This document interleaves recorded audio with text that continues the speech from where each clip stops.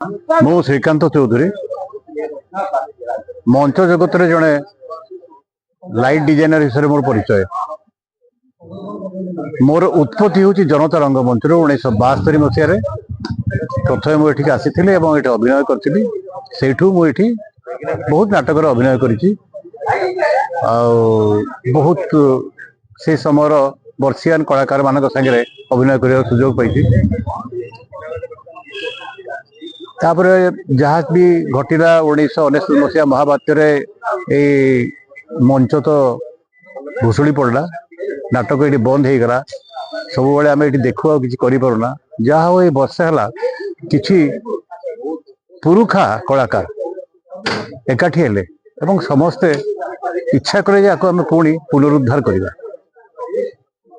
खुशी हेली मु भी हाथ बढ़ेली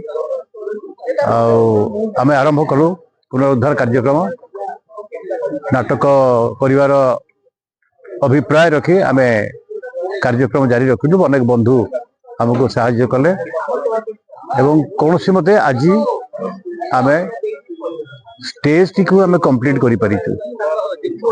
ऑडिटोरियम पार्टा बाकी अच्छी बहुत लोकों आम आशा करुचु साहाय्य एवं आम मु तो अंतत पूरा निश्चित अच्छी साहाय्यर अभाव हम नहीं किंतु दर्शक मान को खुशी कर जो दायित्व आम नहीं नाटक माध्यम से भी आमको तुले पड़ो से बड़ कथा। लोक कहते दर्शक ना दर्शक फेरी जाइए दर्शक असंतुष्ट ये सब भूल कथा आमे फेरी देचु।